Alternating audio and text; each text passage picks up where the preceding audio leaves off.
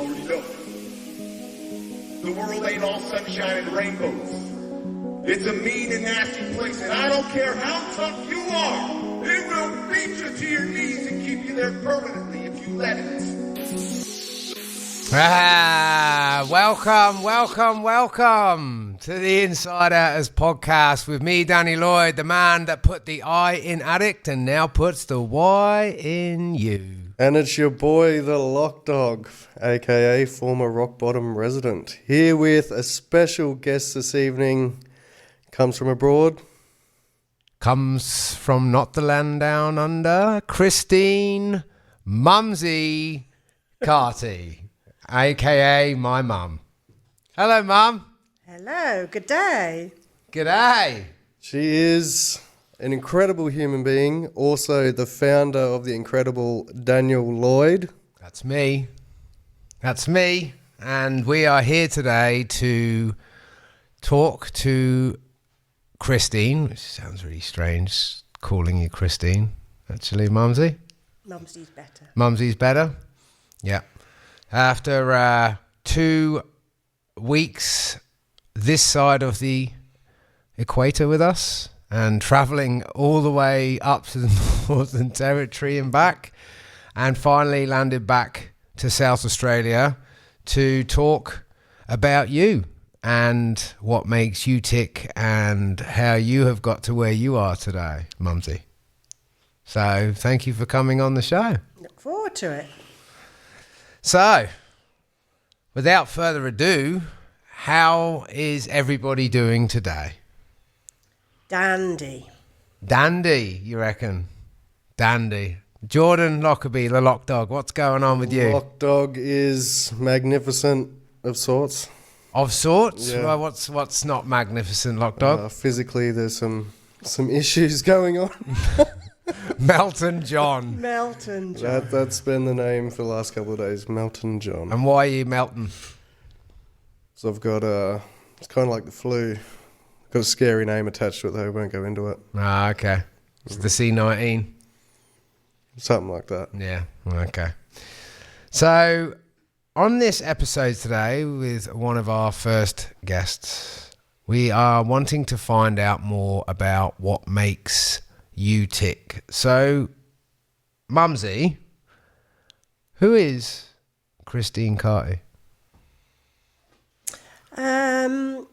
Well, I would say, firstly, I'm an island girl, coming from a very small island between England and France. Being an island girl, I'm very independent, free-spirited, and we were called donkeys because we were quite stubborn people. And I think what makes me who I am is the upbringing I had of two very special parents. Okay. And these parents of yours were obviously my grandparents, who had a big part to play in my upbringing also. What made Nanny and Papa so special? So I think first of all, a couple of things. They were born between two world wars, and my father served in the Second World War, as did my mother in the Land Army, actually. And secondly, I think their faith, because their faith had underlying principles which they bestowed on me, basically from the Bible. First, do no harm. Treat other people as you would want to be treated yourself, and be a good Samaritan. Wow, good Samaritan indeed. We'll be getting to that a bit later on, because you have been a literal good Samaritan in your life, which we will discuss. So tell us about growing up as a chronic asthmatic.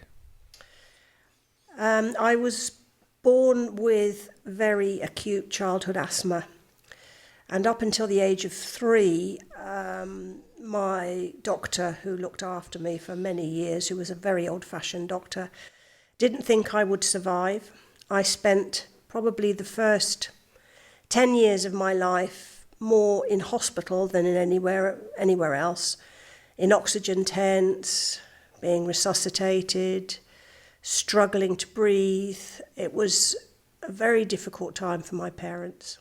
Yeah. And what were your parents doing after the war when they were dealing with this thing that you were trying to grow through? What was Nanny and Papa doing? Papa was working? Yes, he was working at the gas company. He worked many hours, shift work, particularly overnight. And my mother was looking after me. They weren't wealthy people of any sort, and they struggled. They struggled with money. They struggled to make ends meet, but they always looked after their children and were always welcoming to anybody who wanted to come into the house. Yep. So kind of took in waifs and strays almost at times. Yes, many times. Yeah, that tells me where I got that from then. So because our show is about mental health and dealing with struggles and problems as well as how to overcome adversity, I'm actually quite interested because I can't remember in the first few years of my life, what was it like from what you remember for poor Pop trying to reintegrate into society after coming back from such atrocious war that he had to be a part of in the Second World War? Because there was no such thing back then as about PTSD or anything. People just came back from a massive world war where he was gone from Nanny 5 years. 5 years straight, right? And then he just back, yep, cool, no worries, off you go, work at the Guernsey Gas. Guernsey Gas? Yeah, it was something else, but yeah. Yeah. So from your memory, because I always remember Pop being a very quiet and reserved person. And looking back at that now, I'm assuming he was trying to process a lot of things that they didn't get any support for back then. No, they went through some terrible things during the war. Yeah. And being isolated from his family was very difficult. I've read many of his letters to my mother. Coming back from the war and having to come, really, there was no support for them whatsoever. And I don't think he actually ever got over some of the things that he saw and had to go through. I don't think he ever really recovered from that. And he spoke to me about some of the things that happened during his war years. And in his later life, when he had Parkinson's and dementia, he lived through some of those battles. They were very clear and very like nightmares to him, really. Yeah, I do remember that quite well, especially in the last couple of years of his life. He was literally back there living again. Yeah, and also when he was a young child, he had polio. And he had polio in the days when there was no cure for polio. There were no antibiotics, nothing. So he actually was crippled for a number of years. Despite that, he overcame that adversity and became an amazing sports person, both in the cricket field and in football. But he struggled with his physical health the whole of his life and definitely his mental health after the war. Would you say that in our particular family, there is some form of never say die warrior gene or something? Because I think in the 2 weeks that you've been here, Jordan has been able to get to know you so that he understands me more. And I feel the common theme in our family is we just don't know when we're licked. You look at Nanny battling cancer after cancer, just no surrender, no defeat. Pop, born in the First World War, served in the Second, had to do his outpost in Iceland, Yeah. building igloos before he went over there.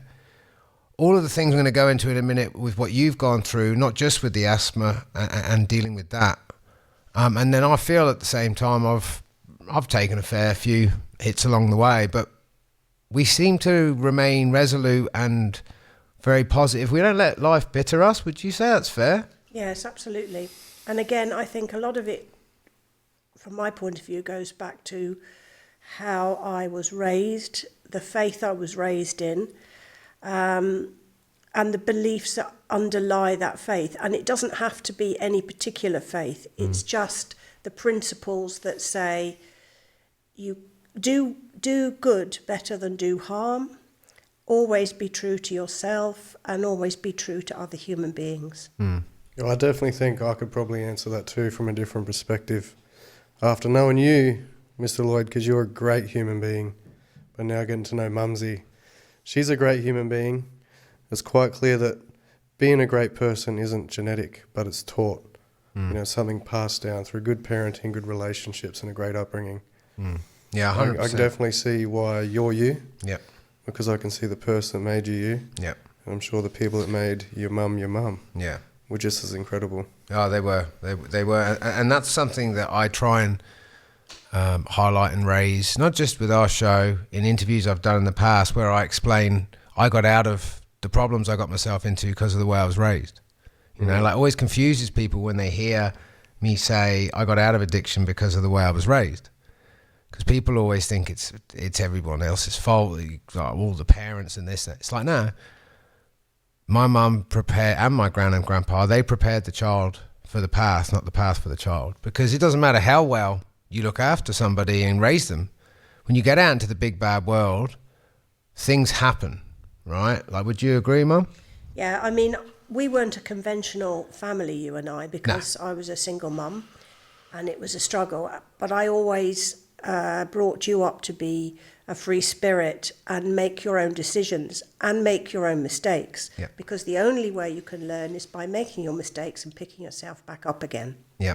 Well, that's actually perfect segue, because the next question I had was, what was it like as a single parent in the 80s and 90s raising me? Well, I worked a lot of jobs at the time. I had no money. I had no backup. I had backup in terms of my mother and father looked after you, but I had to do a lot of jobs to earn money to support us. But I was determined that I was going to give you the best education I could, because I do believe that education and travel are the best two gifts that you can give a child. To go out in the world and be who they want to be. What were you doing when I was first born? You were still nursing then? I was a nurse for a few years, but I was doing shift work, and then I was also cleaning, babysitting. I think I had at one time like 6 different jobs. That's what I remember. I remember you day, night, weekends, all of the things. One thing that always fascinated me, I don't understand how you did it, but you always managed to still be present at home with me all the time and go off and do all of the jobs. And I found that quite impressive, and one of my fondest and proudest memories growing up of you was, I'm not really sure, it's like you split yourself in two. I don't know how you did it, but Nanny and Pop. And then of course I had like the most old school upbringing when you were at work with Nanny and Pop. Like, Pop used to take me to go gooseberry picking. We used to live on this little council estate, we call it back home. I don't know what you call it here, housing estate, housing trust. Public housing. Public housing trust. It was called St. Jack's. And they had, I just remember that there was like, in the back garden of their house, there was like a wire fence that ran all the way up. So it must have been the end house of the thing. Through the fence grew gooseberries and blueberries, maybe. Blackberries. Blackberries. And so me and Pop would pick them, and then Nanny would make blackberry pie. I just remember, I remember Ninky and Dibble, which were these 2 cats. But I mean, they were, I know there's some random names, Ninky and Dibble. But I remember one of the 2 cats was just a nut job. Like, you couldn't go near it, it would claw your ass up. Like, but yeah, I remember very fondly growing up in a house full of love. And it's something I feel since going and making my own way in the world since I was like 19 when I went away traveling for the first time properly for a long time. I think it's something I've actually struggled with, because when you go from such a small and tight-knit family, it was just basically me, you, Nanny and Pop, and then Dad when he come along. And that's it. And then to go out in the big bad world, and for us to be apart physically in the same country since 19 years old, pretty much, was... it's weird. It gave me strength to have been raised and given the values. But there was times where I felt very lost because I didn't have yous physically there because of my life choices to go traveling and do all the things. Did you ever, in the early years, like in that first year or so after I was born, and you realised it was just you, what kind of survival instinct kicked in? I mean, I had quite a lot of dark times when I felt very down, very depressed, wondered how I was going to make ends meet. Yep. But I always knew that God was with me, and I always knew my parents were there for me, and that was all that mattered, really. Yeah. Yeah. So I'm interested to know, because obviously the nursing was the nursing, but then you made this switch. I don't know when. It must have been in the first maybe 4 years or 5 years since my birth, where you just decided to go get a reception job at Nashua. Is that correct? I got this right? Yeah. I think You went and got a 3. receptionist job in Nashua, which was a sales company in finance, but office equipment, yeah, but selling to financial institutes. No, just selling office equipment worldwide. Yeah. But to a lot of financial institutes, and that they were selling the equipment to financials.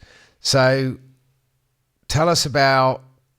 Okay, first of all, why did you decide to go and get involved with Nashua? So I wanted to, apart from giving you a good education, I wanted to have my own house.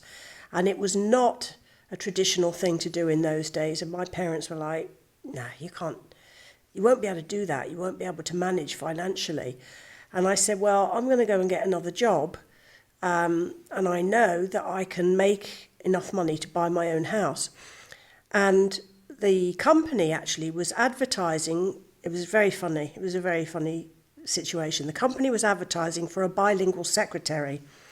I couldn't type, and my French was awful. But I thought, I'll go and have a go. And the guy that was the financial director of the company, who was a Yorkshireman, was very funny. I went in for the interview and I said, I apply for this job. And he said, so what's your typing skills like? I said, no, I can't type really.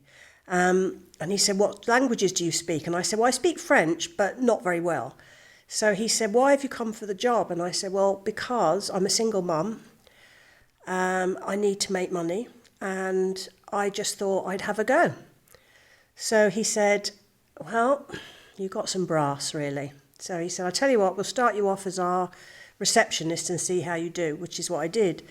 And going on from there, in the next 10 years, I applied for jobs that were way above my pay grade every time in the company. Mm-hmm. Usually the same man interviewed me for the jobs and said, why have you come for this job? You just don't fit the profile at all. And I said, yeah, but I can do it. I just need to give me a chance and I'll do it. So I made my way up the ladder, and then they said they didn't have anything else to give me. So I gave him my notice and said, well, I'm leaving.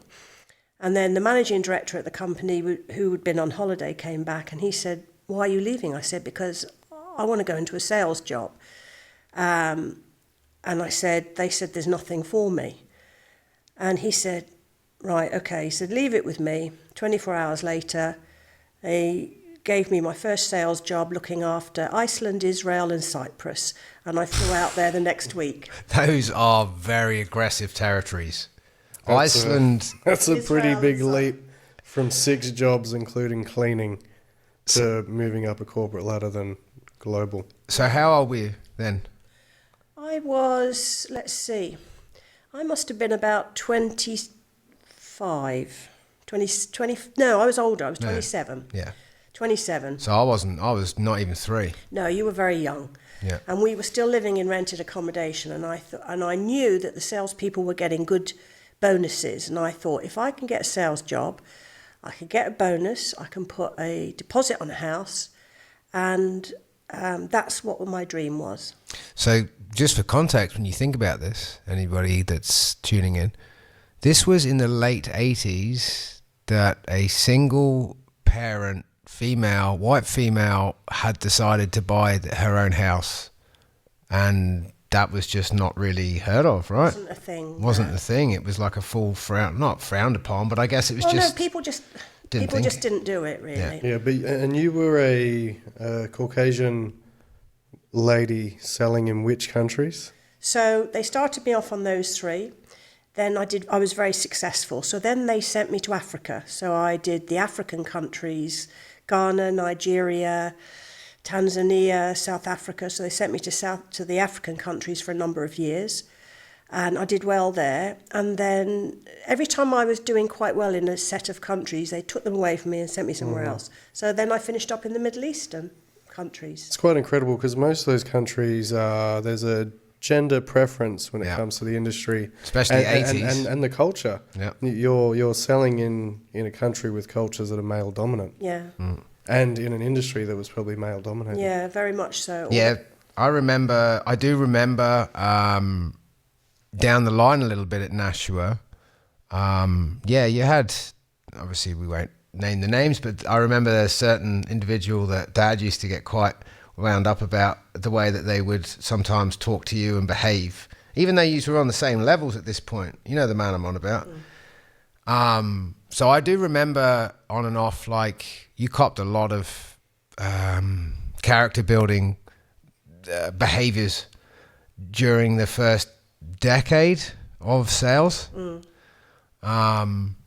So yeah, and also another reference point, when my mum's talking about selling, this isn't your little online Zoom calls, right? This is actual sales where people used to travel to other countries, shake hands and look people in the eye and have to make actual deals, not just your little sit behind the couch on your Zoom call thing. This was like real business, right? Door to door. Door to door, real actual sales and business, unlike now where we call real sales and business a Zoom call. Or we do a Facebook marketing ad. Or we do a Facebook marketing ad. So you did that, which was selling globally, or in quite a lot of countries. What came next? So my dad died while I was travelling, and it hit me very hard. And I thought, no, I'm going to give up sales. I'm not going to do it anymore. I can't be away if my family need me. So I was in Turkey actually when he passed away. So I gave my notice in, and there was a new investment company starting up, and they wanted a marketing assistant. So I applied for the marketing assistant's job, not knowing anything about the financial services sector.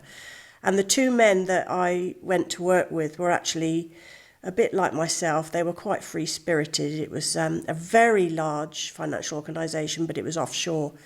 So I went to work for them as a marketing assistant initially. And then they asked me to help build a website for them. Now, me and internet and websites, nothing. I didn't know anything about it at all. Runs in the family. Yeah, I have the same problem. Nothing.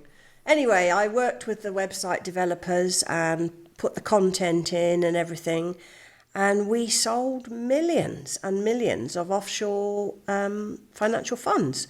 So it was really successful.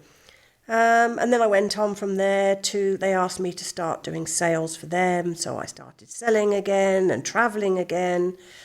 And then I was headhunted by one of the largest financial institutions in the world to go and set up an office for them in Guernsey. And who was that? Merrill Lynch. Oh, Merrill Lynch. So I want to know why you had 2 passports. So I used to do business with the Israelis, and I also used to do business with Palestine and the Lebanese. And of course, there's been a lot of conflict between those countries for many years. So I used to have to swap my passports to go into different territories. Wow. And just to give people an understanding of how, so when I was young and Nanny and Pop used to look after me, because you used to be away traveling, like I was saying before to all of you little Zoom business people watching, my mum actually used to leave the country to go to do business. And sometimes 5 weeks almost at a time you'd be away, right, doing business. And I remember always worrying about you when you were away, and it was because of some of the active war zones that you were actually doing business in. Am I correct? Active war zones. Yeah, we used to do business with the United Nations and the military. So I went into quite a lot of military organisations, embassies worldwide, where there was quite a lot of conflict. And I actually arrived in Israel on That's where I was coming to. Yeah, on the day that Yitzhak Rabin was assassinated. I arrived there that day. So can you explain that? Now, I think I have this right, but that exact story, the laptop that was left, you had to go back. Oh, no, that was Cyprus. Oh, that was Cyprus. But you were rushed back out of Israel by the UN in the middle of that assassination thing going down, right? Like after it happened, it was like a big... Well, the people I was doing business with said, it's not really a good time for you to be here because of what's happened and the funeral's coming up and there could be some problems. So they put me on a plane and sent me back. Yeah. And the Cyprus laptop? So, yeah, Cyprus, I was travelling in the middle of the night down to Nicosia, and the taxi broke down on the highway, and it was very hot, and I got out, and the taxi driver was trying to fix the car. He fixed the car. He took me to my hotel in Nicosia, and as I arrived, I looked around for my laptop, which I was going to give a presentation on the next day. No laptop. And I said to him, I think I must have left it by the side of the roadway. So we drove back up the highway, and there was not a light to be seen, nothing, pitch black. And the driver said, I think it was about here. And he turned round and he parked on the side of the road, and there was my laptop. Wow. Random. What was the scariest situation you found yourself in while traveling the world for business in these areas of conflict? Well, there were a few hairy moments. I mean, Eastern Europe, when I looked after Eastern Europe, it was before the wall came down.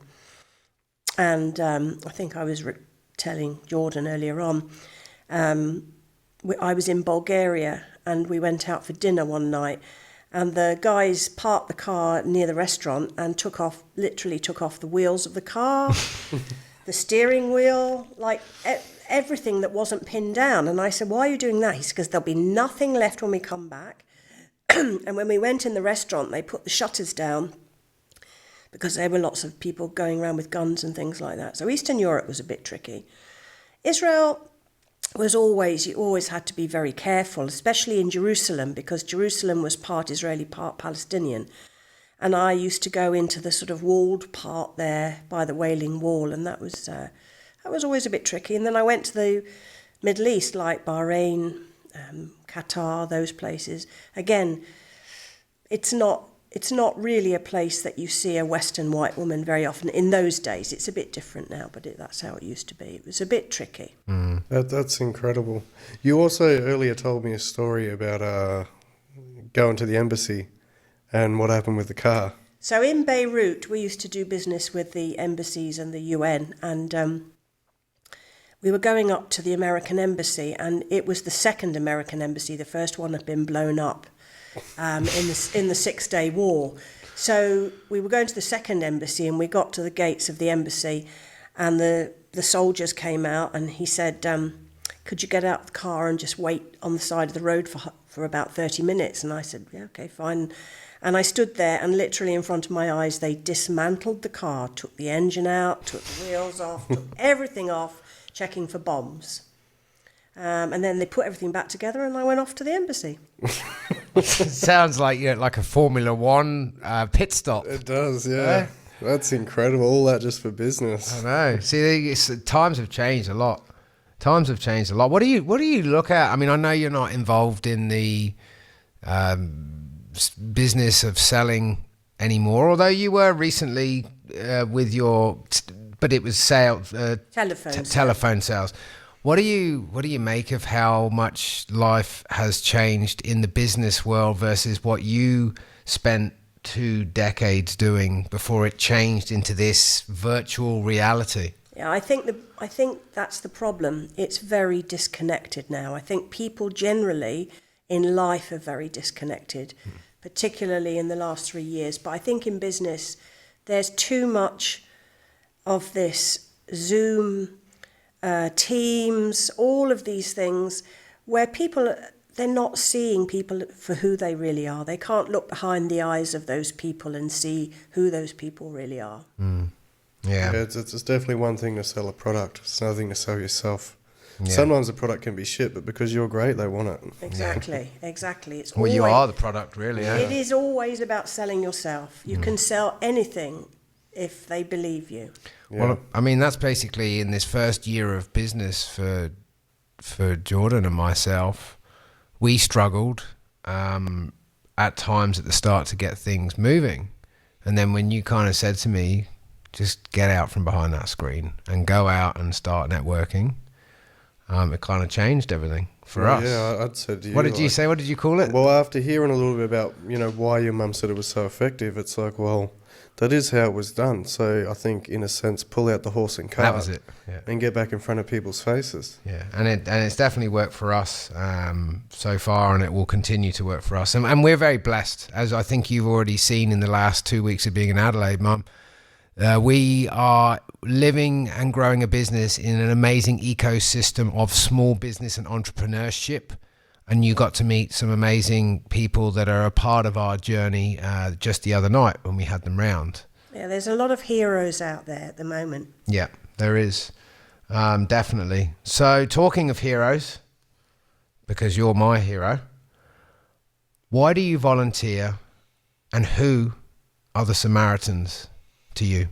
So I started volunteering very young, actually. I think I must have been about, I don't know, maybe 19, 20. So I was a nurse and I volunteered at a hospice for quite a long time. And something inside me stirred me to think, this is a path I want to follow. So I volunteered for a couple of organisations. Initially, fundraising, really. So I did parachute jumps and silly stuff like that, really, to raise fun money. runs. You used to do fun runs. I used to do half marathons, fun runs, dressing up. And I remember you parachute jumping once. Yeah, I did the parachute jump for the Multiple Sclerosis Society. Lots of things like that. That's a geezer moment. Jumping out of planes for charity. Yeah, and then quite a few years ago, there was an advert in the paper for the Samaritans. Now, I really didn't know anything about the Samaritans at the time. And my husband and I went along to an open evening to find out who they are, what they do.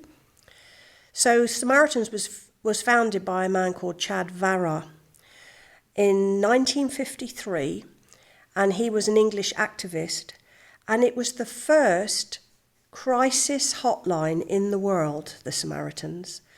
And basically, he formed it to help the suicidal and despairing. Yeah. So if anyone listening, that's kind of like our lifeline and our other call lines for anyone dealing with mental health issues, or if you're in a mental health crisis. So it was the Samaritans. Yeah. And it was all free. It was people volunteering their time to help people out of their crisis. You volunteered a decade of your time to this one particular organisation, didn't you, Mum? Yeah, I was with them for quite a long time. When I first joined them, I was just a telephone. They call them the listeners, actually, because they make no judgments on people. They don't give advice. They just are there for people to tell them how they feel. And it grew into something much more than the suicidal and despairing. It grew into an organisation that helped people via email, when email became the thing. And also I used to go into the prison and I used to sit with people in the prison. And from the telephone befriending point of view, we used to get calls from all over the UK, and it was people. It ranged really from people who were suicidal for whatever reason, to people who could be murderers, paedophiles, lots and lots of different types of people, but every one of them had a problem and they needed to speak to somebody about it. So when you say murderers and pedophiles, would that include, like heinous confessions? Yeah, sometimes or thoughts about a crime they feel like they want to do? And yeah, we heard a lot of stuff about people, and we weren't, a little bit like a priest, we weren't allowed to share it. It was up to them. I mean, I did speak to quite a few paedophiles. I did speak to people in prison who wanted to confess things they'd done, which maybe they hadn't done before they went to prison. But they had to have a safe space to speak about that with somebody who was not judgmental, who was not going, just somebody who was there for them. And we also, in the end, we were actually getting calls from children, because the child hotline at the time, they just couldn't cope with the number of calls that were coming through from children who had been abused or whatever. So even children were calling us. That was the only time we were actually allowed to share information with the authorities, if it was a child. But the rest of the time, we just sat there and listened. And I sat with quite a number of people at the end of their lives just to be there for them.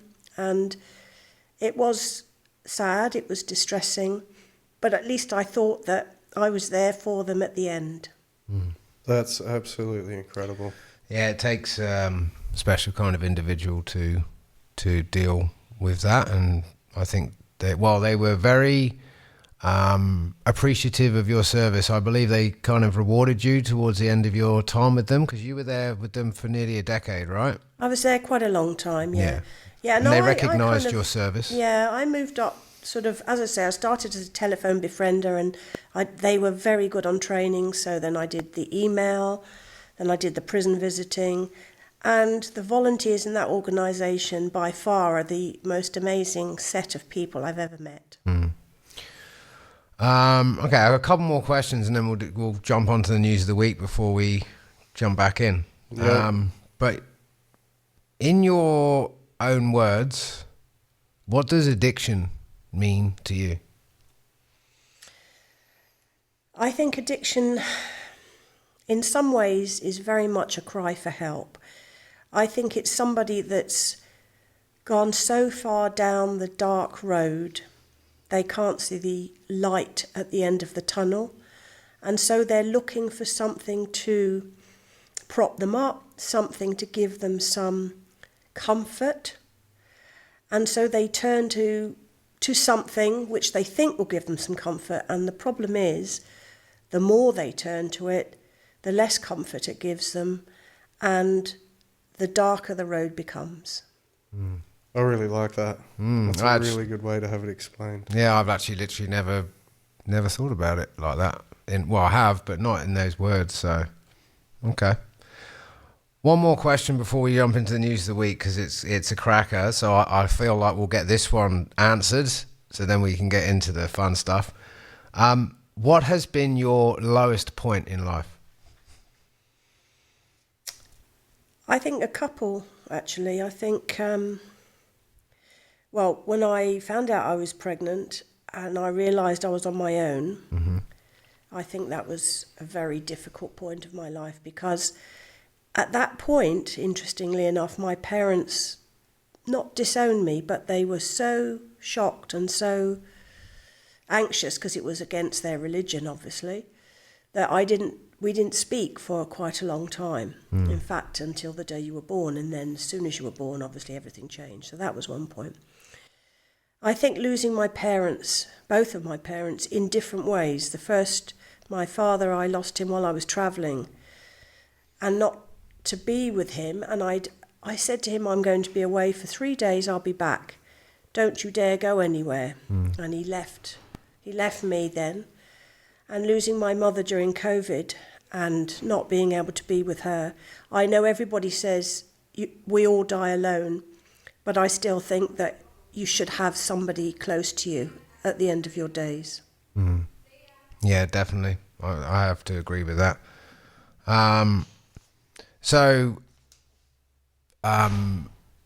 Obviously, when you found out you were pregnant, your brain was thinking, well, this should be good because I have a partner, we'll do this. And then you figured it out, or you were told, obviously, that wasn't going to be the case straight away. And then you would have gone from like up here just to down there in a brief moment. And then obviously, just so people understand, the disconnect with Nanny and Papa was because they were Catholic. And so if you're not married and you're with child on the way, that's back then in the early 80s was a real thing. Now, not so much, but that's what that was about. Okay, cool. Well, I think we'll take a little segue break from that, and we'll jump into news of the week, which actually, Mum, you highlighted to us while we were on our trip up to the NT.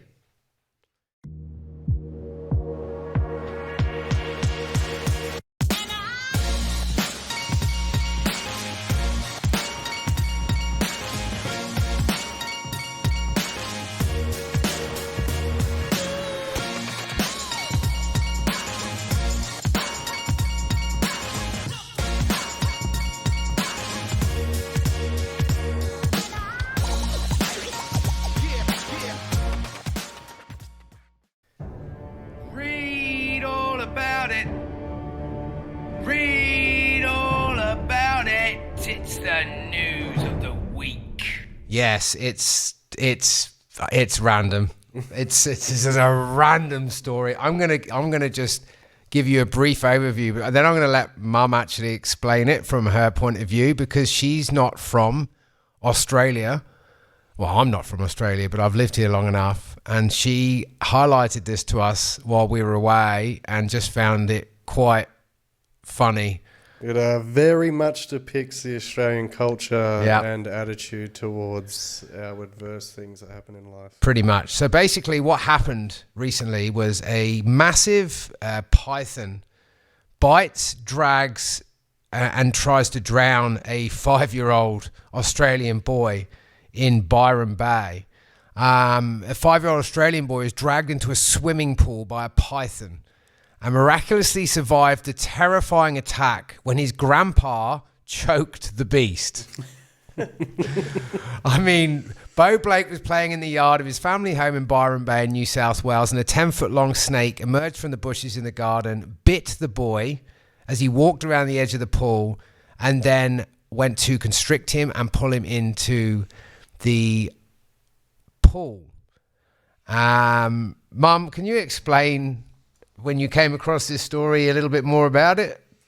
Yeah, I was just reading it on the news, and I think what completely floored me was the reaction of the father when he was interviewed a bit later on by a local radio station.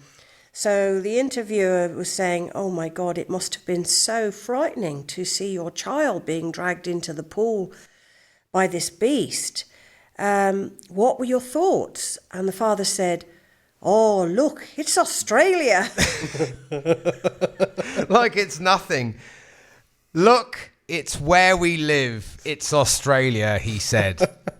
I mean, let's not worry about the 5-year-old boy being bitten by a python, 10-foot python, constricted, dragged into the pool, nearly eaten alive, and then pulled out by the grandpa. And Dad's reaction is, "Look, it's where we live. It's Australia." Oh, it's very much an Australian mindset. You know, you see some of these guys that lose a leg to a great white shark, and they just say, "I'll be careful next time." Yeah, I know. I mean, Mick Fanning is a professional surfer, Mum. Okay, like he's very well known. Was one of the top 3 surfers in the world for many years. And a little while back, I believe it was in South Africa, but don't quote me on that, could have been Hawaii, he became quite famous. And this is just so Australian again. So he was surfing the break in a competition, and a great white shark breached the water as he was going to catch this wave to attack Mick. And Mick punched on with the great white shark. Like, he literally squared up to it under the water and gave it a big right hook straight onto the nose, and then just casually surfed into shore away from it, and then was interviewed, and it just became like Australian folklore where Mick was just like, yeah, I mean, I just seen him and just punched him. What are you going to do? Because that's what you do normally, Mick. You just kind of go around punching great white sharks. I mean, you know, when a giant snake takes your kid, you just got to wrestle the beast. Apparently so. And good old grandpa turns up and starts wrestling a 10-foot python with the kid being drowned in the pool. So, yeah, it's just random Australia, really. You know, they breed them different out here. Then again, what can I say? I was punching on with a dog the other week. No, that's another story for another day. It is indeed. Anyway, that's news of the week. Oh my God! Pull your fucking head in, bruv. Oh, okay. Right. So, Mumsy, back to some probing questions after the first half. What are you not very good at? I'm not very good at saying no, basically. So if somebody asked me to do something, whether it be something really wild and out there, or if somebody needs something, it's very rare that I will say no. So that's probably, and particularly in my volunteering roles and things, I'm very often told by my husband, why did you decide to do that? And I said, well, I couldn't say no. Well, can you buy me a Porsche? If I had the money, dog, I would. Oh, hell. So, okay. Tell us something you think is true that almost nobody agrees with you on. Something that I think is true. Yeah, that almost nobody agrees with you on. That's really tough, actually. I think the only person that can change you is you. And people say that they are shaped by their upbringing, by their destiny, by lots of things. And I do have conversations with other people about this. And I have seen many people who have been in very difficult situations in their life, and nobody would have given them a chance to do anything with their life. They weren't educated, or they went through some very difficult times, and everybody would have said they'll never make anything of themselves. But I actually believe that the buck stops with you always, and I think hardly anybody believes that. I think too many people blame the world and everybody else around them for what happens to them and how life treats them. And I don't believe that. I'd never subscribe to that. Yeah. I think it's yourself that can make the difference to yourself. Yeah, 100%. Yeah, there is a lot of people that point the finger at everything and everyone. And, you know, we tell people, and it's a great thing I heard of, you made an appointment to be exactly where you are back there. You know, and it's all about the responsibility you got to take with your actions. You know, we're all gifted the power of choice. And, yeah, we might be influenced by a lot of things, but you can definitely choose a different outcome. Yeah. Yeah. Yeah, 100%. What's it like being my mum? That should actually be news of the week, probably. Oh, we should run a 60-minute segment just on that. Yeah, that's a long question. That's a lot. That's a lot. That's aggressive. You know, how do I sum that up? So I think, first of all, I sum it up by saying in some ways, I always blame myself for your weaknesses and praise myself for the good things you do, because I think that who you are today is influenced in some way by who I am. So we're both very free spirits, and I always brought you up to be a very free spirit. Now, you have made your own choices, and some of the choices you've made were not choices I agreed with. And it was a hard learning curve for you. Jesus, was it ever? And all I could do was basically sit back and be there. Yeah.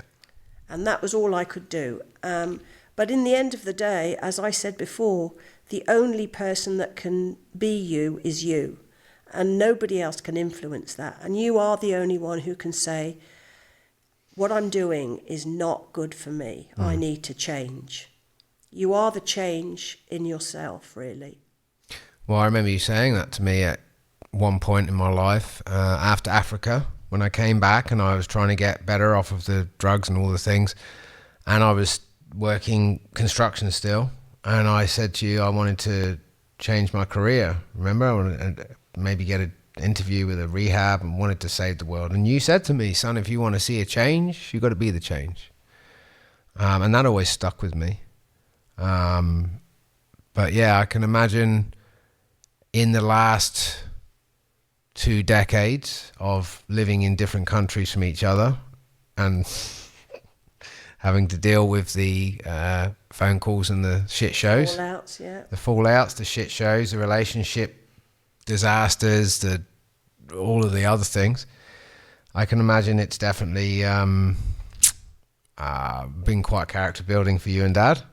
Yeah, I mean, first of all, obviously, we've worried about you a lot. But we always believe that in that book where you have the boy and the horse, and he says, sometimes I feel very lost. And they say, but we love you. And love will bring you home. That's powerful. Absolutely powerful. It is very powerful. That's incredible. I've got a burning question, and it's been in my head since the beginning. When Mr. Lloyd said you had acute asthma for the first 10 years of your life, and you spent a lot of time in and out of medical care. I know from speaking with you, you didn't really have a whole lot of childhood because of that. You weren't in school because of it? I was away from school a lot, yeah. I really didn't have much time in school. I was always ill, really. Yeah, and in what was mentioned before, you had, I think it was Daniel that said it, you were resuscitated quite a few times, so you come close to actually losing your life. Yeah. So for the first 10 years, you were very disconnected and suffered with an acute disease or an issue. Do you think that changed the way you viewed the world? Did that definitely give you a different model of the world compared to most I think so, kids? because I didn't really have any close friends, because I couldn't build friendships, really, because I was so rarely at school. So I've never really had many close friends, and I felt that I've had to rely on myself only to go forward, if you like. And so because of that, I don't rely on people easily. And I find it very difficult to make long-term friendships because I've always had to be very self-sufficient. Yeah, I just think it's quite impressive to lose pretty much the first 10 years of your life. Yep. And do all the things kids do, go out there and make friends and learn how to ride a bike and do all the stuff, but you're surrounded by medical staff and kind of put in a bubble like the movie Bubble Boy. And Yeah. And just the model a kid would make of the world in their head is, I could imagine would have a lot of impacts. But, you've missed school, you're very intelligent. I heard that you did quite well learning after all that. Eventually, I didn't do too badly, yeah. Quite a good student, and you didn't let anything hold you back. Yeah, I just wondered that, because most kids go through that usual, at this age we're doing this, and then the next age we're doing that, but you're kind of... No, I could never run around with everybody else. I used to always be on the sidelines, usually with attached to some oxygen thing, and always watching everybody else and never really participating. Yeah, incredible. Who is the most influential person in your life, and how did they impact you? Now or at any time? Anytime. I think my father probably overall has been the most influential person in my life because of his dogged determination, because of his spirit. He was a very quiet, unassuming person. But he shared with me many stories about his childhood. In a way, it was a little bit similar to mine because he had polio when he was very young and he was crippled for years. And he came from a very poor family, and then he went to the war quite young, and he told me he used to relate many of the war stories to me, and then just tried his best to bring his family up, be a good Christian. So I suppose he's probably the person that's influenced me the most. Yeah, he was. Yeah, he was my male role model growing up, and interestingly enough, as my grandfather got sick, my dad, or stepdad, but I call him my dad, they came along and overlapped each other. So I never forget it because I think I was 10 when Pop passed. No, 11. Yeah, 11. I think Dad turned up when I was 10. You two started dating when I was 10, and then Pop, just before 12, I think maybe passed away. And so and they were both of a later age, right? Because Dad's 20 years older than you. So like, I've had the full old school chivalrous men raise me with the handkerchief in the back pocket, the walk on the outside on the pavement scenario, doors open, chairs pulled out, all of the 9 yards. So yeah, Papa was he was a man of very few words, but when he spoke, it mattered. And he had that smile. And he would have become a professional cricketer if it hadn't been for the Second World War. Is that not correct? He was a very good cricketer. He played for the island. He played till he was about 58 years old. Yeah. And he was an amazing cricketer. He was a good footballer, but cricket was always his passion. If you could turn back the hands of time and talk to your 18-year-old self, what would you tell her? Actually, my 18-year-old self was wild. Wild, really. But actually, I don't think I'd change very much. I feel like I've had a very blessed life. I've made loads of mistakes, but that's how you learn. I've never intentionally hurt anybody. I know sometimes people get hurt. I think maybe when you're younger, you are a bit more aggressive, if you like, and you say things to people without thinking about it first. But I actually don't think I'd change very much about who I was then and who I am now, because I think, again, my parents brought me up to be quite a free spirit because they didn't even know if I was going to live. So they never really made any constrictions on me. And so I don't think I would actually give any advice. I'd probably just say, go out and grab the world. Yeah. All right, well, we're going to start to wrap it up, and I've got 3 great questions I'd like to ask everyone. You've gone through adversity. You've come out the other end. You understand what it's like to help someone going through adversity with the Samaritans. Where about supporting mental health, addiction, and helping others get through adverse times? So with that, I'm going to ask you, what are 3 books you would recommend to others to read? And if you can't think of 3, just give us one. One of them I read not very long ago, which is called 3 Cups of Tea, which was a book, a true story, written by a man who travelled through Afghanistan. And he'd been in the army, and he'd been a climber, and he travelled through Afghanistan, and he eventually set up a whole load of schools throughout that region in a very dangerous, war-torn, poverty-stricken region of the world. So that book has always stuck with me. And I suppose the other book is The Kite Runner. And again, it's about a war-torn region. I think I read voraciously, and there are lots of books, but those two particularly stand out for me. Incredible. And I haven't read either of them, so I'll have to put that on the list. So the 3 Cups of Tea book was the book I tried to get into prison with that very high-profile prisoner I worked with, and I tried again and again and again when we were up in the Northern Territory to get this book to that gentleman I'm talking about, because he wanted to change his life. But unfortunately, the system didn't let me do that. But anyway, that book. Definitely worth a read, 3 Cups of Tea. All right, I'll definitely note that and give him a read. I did hear of the 3 Cups of Tea from him earlier in the piece in regards to what he just mentioned. All right, so the next one is, for anyone listening that's going through adversity or difficult times at the moment, what's one piece of advice you would give them? The one piece of advice I would give them is that there is always a lifeline. You just have to look for it. There is always a lifeline.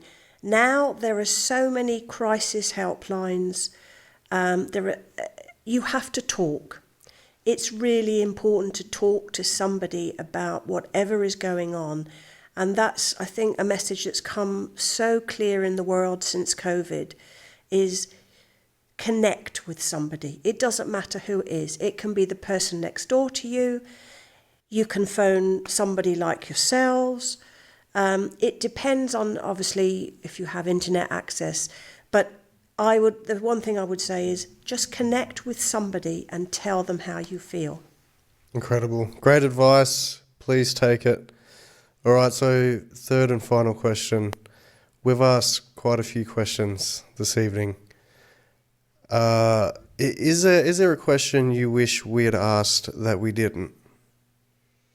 I think I would have liked you to have asked me what I see as your future as drug and addiction coaches and counsellors for people.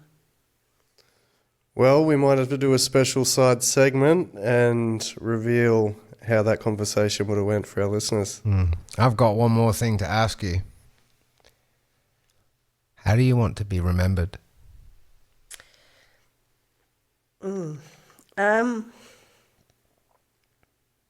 That I made a difference. I definitely think you have. Well, you made a difference in my life, because everybody that now gets all of the amazingness from me to be helped is because of all of the amazingness you gave me to give them. So I believe that when you depart this plane and earth that we inhabit, people will know that you left. And much as a nurse told me when Nanny was battling cancer, and I've always said when she passed, just like you, she covered the ground she walked on. Well, thank you very much for making the short trip from the United Kingdom all the way over to do the podcast in our guest segment. Mumsie, hope you've enjoyed yourself today on the show. Absolutely, it's been amazing. Yeah. My first ever podcast. Yeah, I know. And I hope you've also enjoyed the last 2 weeks of visiting and spending time with son number 1 and now son number 2. Privilege. Yeah, it's been absolutely a blast. And give us your funniest memory in the last 2 weeks. Give us. The road trip really has to be the road trip, really, because the Squidwards and the Melton John and the Humpalicious camel milk. Humpalicious camel milk. Oh, it's been aggressive. There's been a lot going on to deal with.